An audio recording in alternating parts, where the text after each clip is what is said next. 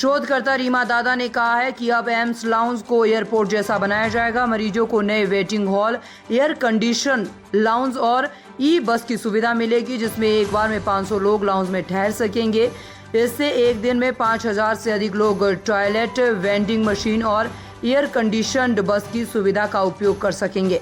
इसके अलावा साल के अंत तक MRI और अन्य जांचों के लिए हाईटेक लैब स्थापित करने की भी योजना है। हाँ, जैसे पिछले 5-6 महीने में कई नई चीज़ें हमने हमारे डायरेक्टर ने करी हैं, जिसके कारण पेशेंट सेंट्रिक सर्विसेज हैं, जिनसे पेशेंट्स की सुविधा बढ़ती है। फॉर एग्जांपल, हमने जो हमारे सेंट्रलाइज लैब हैं उसका टाइमिंग बढ़ा दिया है। पहले ये 9 से 12:30 तक होते थे, पर अब हमने 8:30 से 6:30 बजे तक हो गया है।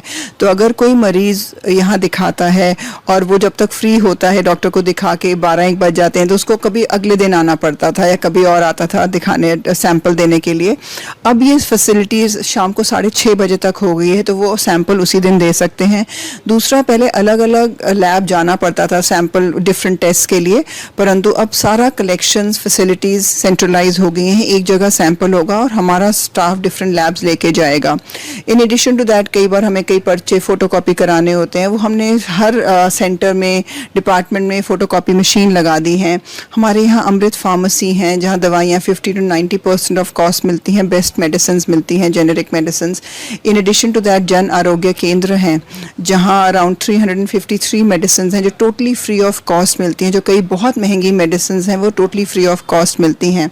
इन एडिशन टू दैट, हमारे यहाँ क्योंकि पेशेंट का करीब 18 से 20,000 22,000 तक डेली फुटफॉल रहता है पेशेंट का, उनके साथ उनके केयर गिवर्स भी आते हैं, तो हमने यहाँ वेटिंग हॉल्स बनाने का हमारे डायरेक्टर ने एक बहुत बड़ा स्टेप किया है, और ये कॉर्पोरेट सोशल रिस्पॉन्सिबिलिटी के तहत बन रहा है। 3 वेटिंग हॉल्स 2 की शुरू हो गए हैं और एक अभी बनने जा रहा है। वो एक फर्स्ट है जो कॉर्पोरेट सोशल रिस्पॉन्सिबिलिटी के तहत जो बन रहा है, वो एयरपोर्ट अथॉरिटी ऑफ इंडिया के साथ बन रहा है, जो 3-4 महीने में बन जाएगा। ये जैसे एयरपोर्ट में लाउंज होता है वैसे होगा। इसके एक समय में 500 लोगों के बैठने की क्षमता है और पूरे दिन में 5-6 हज़ार लोग इसकी सुविधा ले सकेंगे। यहाँ खाने पीने का सामान, स्वच्छ पानी, टॉयलेट्स होंगे, तो जो मरीज आते हैं दूर दराज से वो बैठ सकते हैं। जब तक उनका नंबर नहीं आता वो यहाँ वेट कर सकते हैं। सिमिलर एक हॉल बन रहा है जो रूरल इलेक्ट्रिकल कॉरपोरेशन की तरफ से बनाया जा रहा है। इसकी क्षमता करीब 2000 होगी और ये करीब 19.2 करोड़ की लागत से बन रहा है। ये हमारे अंडरग्राउंड पार्किंग के ऊपर बन रहा है, जिसमें ग्राउंड +2 फ्लोर्स होंगे और इसमें करीब 2000 लोग बैठ सकते हैं। एक हॉल और वेटिंग हॉल बन रहा है जो 8 करोड़ की लागत से बन रहा है, जो NTPC के कॉर्पोरेट सोशल रिस्पॉन्सिबिलिटी के तहत बन रहा है। ये हमारे न्यू RAK OPD और मदर एंड चाइल्ड ब्लॉक के बीच में बन रहा है। इन एडिशन टू दैट, क्योंकि मरीज़ बहुत दूर दराज से आते हैं, कभी कभी कहीं बसें उन्हें ड्रॉप कर देती हैं, मेट्रो स्टेशन थोड़ी दूर हैं, तो ऑटो रिक्शाज इनको बहुत ज़्यादा चार्ज करते हैं। कई पेशेंट्स इतने वेल नहीं होते, वो अफोर्ड नहीं कर सकते, कई इतना दूर चल नहीं सकते, तो उसके लिए हमारे डायरेक्टर ने ई बसेस का ये फैसिलिटी शुरू कर रहे हैं। अब इसका टेंडर होगा और जो भी सर्विस प्रोवाइडर होगा वो ये बसेस लाएंगे। जो ई बसेस हैं ये एयर कंडीशनड होंगी, ये लो लाइंग होंगी, सो दैट मरीजों को बस में चढ़ने उतरने में दिक्कत ना आए। इनमें व्हील चेयर एक्सेस होगा। ये 20 सीटर बसेस होंगी और ये हर 10-10 मिनट के बाद प्लाई करेंगी, सुबह 7 बजे से लेके शाम को 7 बजे तक, और फिर रात को 7 बजे के बाद सुबह 7 AM तक करीब हर 15 मिनट बाद।